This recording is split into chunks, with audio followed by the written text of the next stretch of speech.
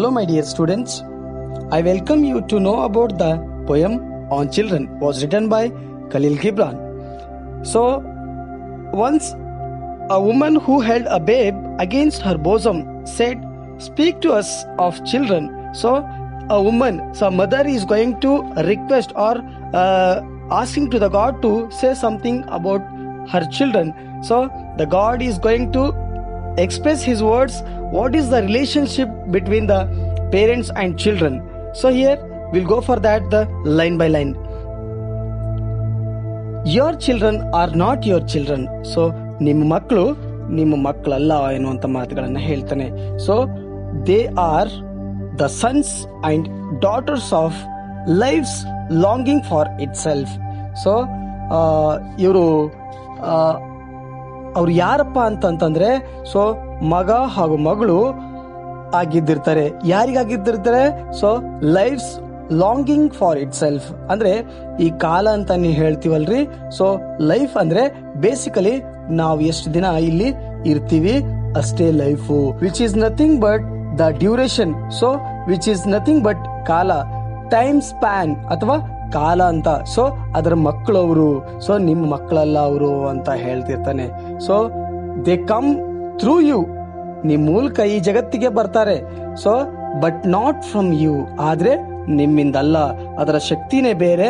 So ಆ ಶಕ್ತಿಯಿಂದ ಈ ಜಗತ್ತಿಗೆ ಬರ್ತಾರೆ ಅವರು, ಯಾವುದೇ ಒಂದು ಕಾಲದಲ್ಲಿ ಬಂದಿರ್ತಾರೆ ಅಥವಾ ಬರ್ತಾರೆ ಎನ್ನುವಂತ ಮಾತುಗಳನ್ನ ಅಲ್ಲಿ ಕವಿಯ ಮೂಲಕ ಹೇಳ್ತಿರ್ತಾರೆ ಅಂತ.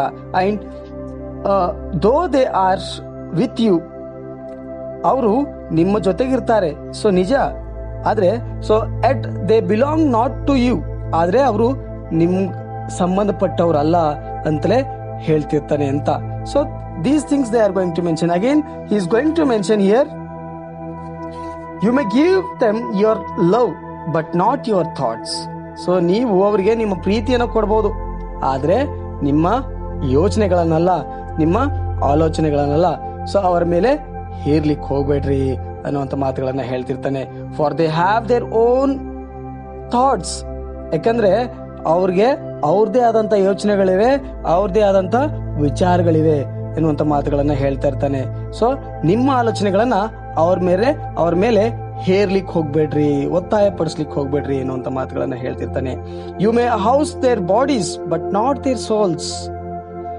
ನೀವು ಅವರ ದೇಹನ ಒಂದು ಮನೆಯಲ್ಲಿ ಬಂಧಿಸಿಡ್ಬಹುದು ಅಥವಾ ಮನೆಯಲ್ಲಿ ಇಡ್ಬಹುದು, ಆದ್ರೆ ಅವರ ಆತ್ಮನ ಆಧಾರ ಮಾಡ್ಲಿಕ್ಕೆ ಹೋಗ್ಬೇಡ್ರಿ ಎನ್ನುವಂತ ಮಾತುಗಳನ್ನ ಹೇಳ್ತಿರ್ತಾನೆ. ಅಂದ್ರೆ ಅವರ ಆತ್ಮವನ್ನ ಒಂದು ಸ್ಥಳದಲ್ಲಿ ಬಂಧಿಸಿ ಇಡ್ಲಿಕ್ಕೆ ಹೋಗ್ಬೇಡ್ರಿ, ಆತರ ಮಾಡ್ಲಿಕ್ಕೆ ಹೋಗ್ಬೇಡ್ರಿ ಎನ್ನುವಂತ ಮಾತುಗಳನ್ನ ಹೇಳ್ತಿರ್ತಾನೆ.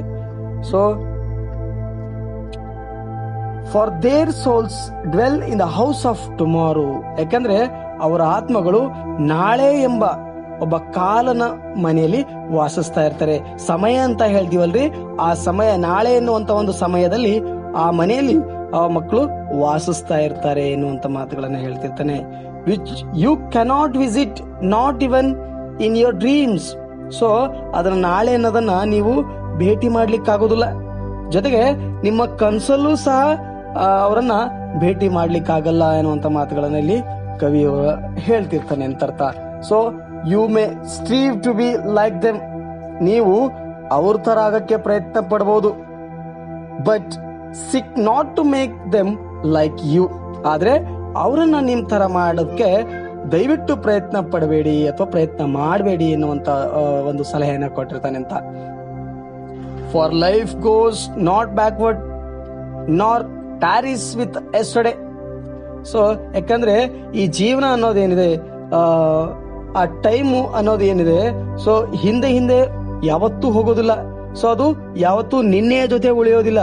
ಸೊ ಆ ಇದ್ದಂತ ಸ್ಥಳದಲ್ಲೇ ಯಾವತ್ತೂ ಇರಂಗಿಲ್ಲ. ಅದು ಏನಾಗ್ತದೆ ಅಂತ ಹೇಳಿದ್ರೆ, ಅದು ಯಾವತ್ತಿಗೂ ನಾಳೆ ಎನ್ನುವಂತ ವಿಚಾರಕ್ಕೆ ನಾಳೆ ಸಮಯಕ್ಕನುಗುಣವಾಗಿ ಅದು ಹಾದು ಹೋಗ್ತಾ ಇರ್ತದೆ, ಮುಂದೆ ಸಾಗ್ತಾ ಇರ್ತದೆ ಎನ್ನುವಂತ ಮಾತುಗಳನ್ನ ಇಲ್ಲಿ ಕವಿ ಹೇಳ್ತಿರ್ತಾನೆ. You are the bows from which your children as living arrows are sent for.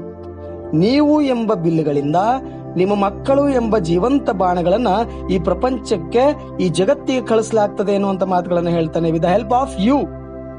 So ನಿಮ್ಮ ಸಹಾಯದಿಂದಾನೇ ಹೇಳ್ತಿರ್ತಾನೆ, ನೀವು ಎಂಬ ಬಿಲ್ಲುಗಳಿಂದ ನಿಮ್ಮ ಮಕ್ಕಳು ಎಂಬ ಜೀವಂತ ಬಾಣಗಳನ್ನ ಈ ಪ್ರಪಂಚಕ್ಕೆ, ಈ ಜಗತ್ತಿಗೆ ಕಳಿಸಲಾಗ್ತದೆ ಎನ್ನುವಂತ ಮಾತುಗಳನ್ನ ಇಲ್ಲಿ ಕವಿ ಹೇಳ್ತಿರ್ತಾನೆ ಅಂತ. The archer sees the mark upon the path of the infinite. So ಆ ದೂರ ದಿಗಂತದಲ್ಲಿ ಈ ಬಿಲ್ಲುಗಾರ ಇರ್ತಾನೆ. ಸೊ ದೇವರು ಅವನು ಆ ಎಲ್ಲಾ ಹೆಜ್ಜೆಗಳ ಗುರುತುಗಳನ್ನ ನೋಡ್ತಾ ಇರ್ತಾನೆ ಎನ್ನುವಂತ ಮಾತುಗಳನ್ನ ಹೇಳ್ತೀವಿ ಇಲ್ಲಿ. So and he bends you with his might. So ಅವನು ಏನ್ ಮಾಡ್ತಾನೆ ಅಂತ ಹೇಳಿದ್ರೆ ತನ್ನ ಬಲದಿಂದ ನಿಮ್ಮನ್ನ ಬಗ್ಗಿಸ್ತಾ ಇರ್ತಾನೆ, ನಿಮ್ಮನ್ನ ಬಾಗುವಿಕೆ ಮಾಡ್ತಿರ್ತಾನೆ ಅಂತ. ಸೊ ಶರಣಾಗತಿಯನ್ನ ಮಾಡ್ತಿರ್ತಾನೆ ಎನ್ನುವಂತ ಮಾತುಗಳನ್ನ ಹೇಳ್ತಾನೆ. So that his arrows may go swift and the far. So ಅವನ ಬಾಣಗಳು ವೇಗವಾಗಿ ಅಥವಾ ದೂರಕ್ಕೆ ತಲುಪ್ತವೆ ಎನ್ನುವಂತ ಮಾತುಗಳನ್ನ ಹೇಳ್ತಿರ್ತಾನೆ. So let your bending in the archer's hand before gladness. So ಆ ಬಿಲ್ಗಾರ ಏನಿದಾನೆ, ಆ ದೇವರು ಅವನ ಕೈಯಲ್ಲಿ ನಮ್ಮ ಬಾಗುವಿಕೆ ಏನಿದೆ ಅದು ಬಹಳ ಸಂತೋಷವಾಗಿರ್ಲಿ ಎನ್ನುವಂತ ಮಾತುಗಳನ್ನ ಹೇಳ್ತಿರ್ತಾನೆ. ಇಲ್ಲಿ ಕವಿ ಅದು ಆಶಯ ಆಗಿರ್ತದೆ ಅಂತ. ಸೊ ಕಾರಣ ಇಷ್ಟೇ, ನಾವೇನಾದ್ರೂ ತಪ್ಪು ಮಾಡಿದ್ರೆ ಆ ಹೆಜ್ಜೆ ಗುರುತುಗಳನ್ನ ನೋಡಿದಾಗ ಅವನು ನಮ್ಮನ್ನ ಬಗ್ಗಿಸ್ತಾ ಇರ್ತಾನೆ ಅಥವಾ ಬಾಗುವಿಕೆಯನ್ನ ಮಾಡ್ತಿರ್ತಾನೆ, ನಮ್ಮನ್ನ ಶರಣಾಗತಿಯನ್ನಾಗಿ ಮಾಡ್ತಿರ್ತಾನೆ. ಯಾವ ತರ? ಶಿಕ್ಷೆಯ ಮೂಲಕವಾಗಿ ನಮ್ಮನ್ನ ಬಾಗಿಸ್ತಾ ಇರ್ತಾನೆ ಅಂತ. ಹಾಗೇನೆ ನಮ್ಮ ಒಳ್ಳೆತನ ಅಥವಾ ನಮ್ಮ ಒಳ್ಳೆಯ ಧರ್ಮ ಏನಾದ್ರೂ ಇದ್ರೆ ಅದನ್ನ ತುಂಬಾ ಸಂತೋಷದಿಂದನೇ ನಮ್ಮನ್ನ ಕಾಣ್ತಾನೆ, ಜೊತೆಗೆ ಬಾಗುವಿಕೆಯನ್ನ ಮಾಡ್ತಿರ್ತಾನೆ, ಬಗ್ಗಿಸ್ತಾ ಇರ್ತಾನೆ ಅನ್ನುವಂತ ಮಾತುಗಳನ್ನ ಹೇಳ್ತಿರ್ತಾನೆ. ಸೊ ಹಾಗಾಗಿ ಇಲ್ಲಿ ಕವಿಯ ಆಶಯ ಏನಂತಂದ್ರೆ ಬಿಲ್ಲುಗಾರ ಅಂತ ಏನಿದಾನೆ ದೇವರು ಅವನ ಕೈಯಲ್ಲಿ ನಮ್ಮ ಬಾಗುವಿಕೆ ಏನಿದೆ ಅದು ಬಹಳ ಸಂತೋಷವಾಗಿರ್ಲಿ ಎನ್ನುವಂತ ಮಾತುಗಳನ್ನ ಇಲ್ಲಿ ಕವಿ ಹೇಳ್ತಿರ್ತಾನೆ ಅಂತ ಅರ್ಥ. ದಟ್ ಮೀನ್ಸ್ ಇವರು ಹೇಳಿದ ಹಾಗೆ ಯಾವುದೇ ಒಂದು ನಮ್ಮ ಆಲೋಚನೆಗಳನ್ನ ಅವರ ಮೇಲೆ ಅಥವಾ ಮಕ್ಕಳ ಮೇಲೆ ಹೇರದೆ ಅವರ ಪಾಡಿಗೆ ಅವರನ್ನ ಬಿಡೋದು ಒಂದು ಉತ್ತಮ ಮಾರ್ಗ ಎಂದು ಇಲ್ಲಿ ಕವಿಯ ಆಶಯ ಆಗಿರ್ತದೆ ಅಂತ ಅರ್ಥ. For even as he loves the arrows that flies.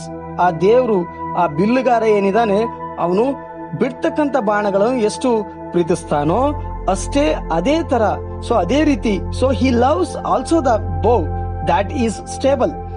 ಅದೇ ರೀತಿಯಲ್ಲಿ ಅಚಲವಾಗಿ ನಿಂತಿರ್ತಕ್ಕಂತಹ ಆ ಬೋ ಏನಿದೆ ಆ ಬಿಲ್ಲನ್ನು ಕೂಡ ಸಹ ಅವನು ಅಷ್ಟೇ ಪ್ರೀತಿಯನ್ನ ಮಾಡ್ತಿರ್ತಾನೆ, ಅಷ್ಟೇ ಪ್ರೀತಿಸ್ತಾ ಇರ್ತಾನೆ. ಇಲ್ಲಿ ಯಾವುದೇ ರೀತಿಯಲ್ಲಿ ದೇವರು ಭೇದ ಭಾವವನ್ನ ಇಲ್ಲಿ ಮಾಡೋದಿಲ್ಲ.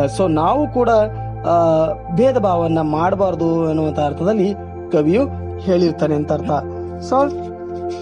ಈ ತರದೆಲ್ಲ ವಿಚಾರಗಳು ಪಾಲಕರು ಮತ್ತು ಮಕ್ಕಳ ಮಧ್ಯದಲ್ಲಿರ್ತಕ್ಕಂತ ಒಂದು ವಿಚಾರವನ್ನ ಇಲ್ಲಿ ಕವಿಯು ವ್ಯಕ್ತಪಡಿಸಿರ್ತಾನೆ ಅಂತ ಅರ್ಥ. Here we are going to know that the theme of the poem on children. What is the theme? ಅಲ್ಲಿ ಮುಖ್ಯಾಂಶ ಏನು ಅಂತ ಹೇಳಿದ್ರೆ ಅದರ ಉದ್ದೇಶ ಏನಾಗಿತ್ತು ಅಂತ ಹೇಳಿದ್ರೆ by Khaleel Gibran is a ಸ್ಟೀವರ್ಡ್ಶಿಪ್. ಒಂದ್ ರೀತಿಲಿ ಹೆಂಗ ಅಂತ ಹೇಳಿದ್ರೆ ಬಹಳ ವಿಸ್ತಾರವಾಗಿ ಅಲ್ಲಿ ವಿಶ್ಲೇಷಣೆಯನ್ನು ಕೊಡ್ತಾ ಹೋಗ್ತಾ ಇರ್ತಾನೆ ಅಂತ.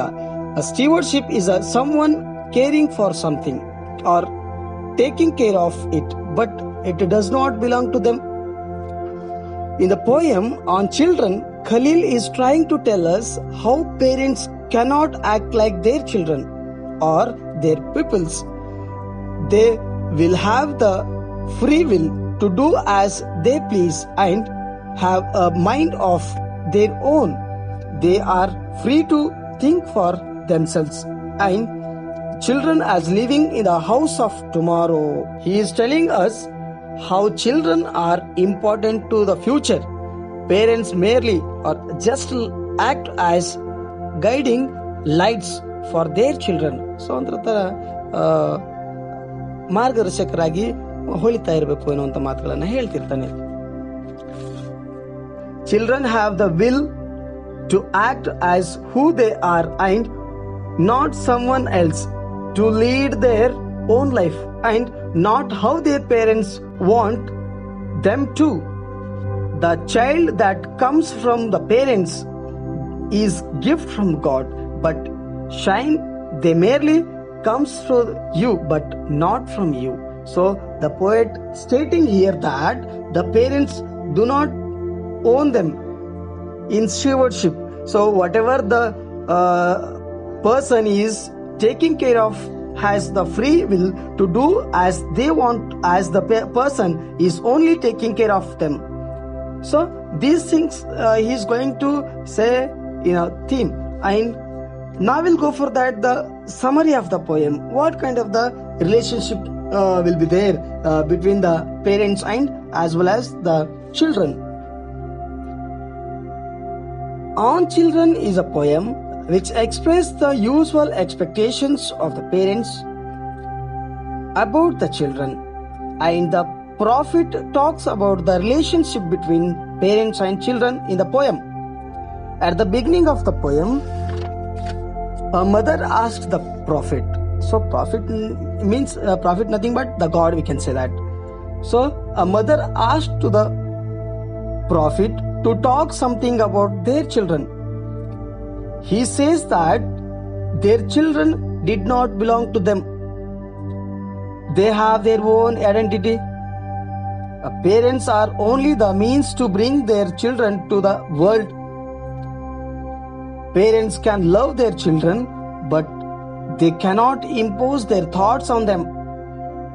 And he says that though children stay with their parents, but their souls live in the house of tomorrow, or hope, we can say that, where parents could not reach.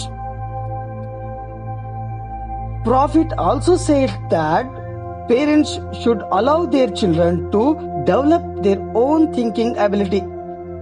And he suggested the parents to try to be like their children, but not to force their children to be like them, because the ocean of life never flows backward or stays in a yesterday. Finally, Prophet says that parents face many hardships while developing their children's future. They should think that difficulties are like tests from God, who acts as archer.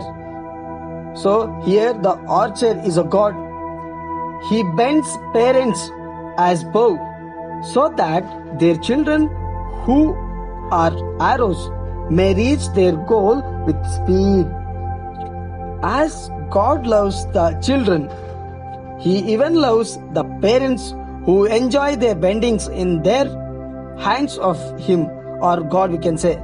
At the end of the poem, the prophet prays for parents that their bendings should give them a gladness. So this is the words the God are and the summary of this poem. So please subscribe to the channel so that you will get the notification. So thank you for watching this video.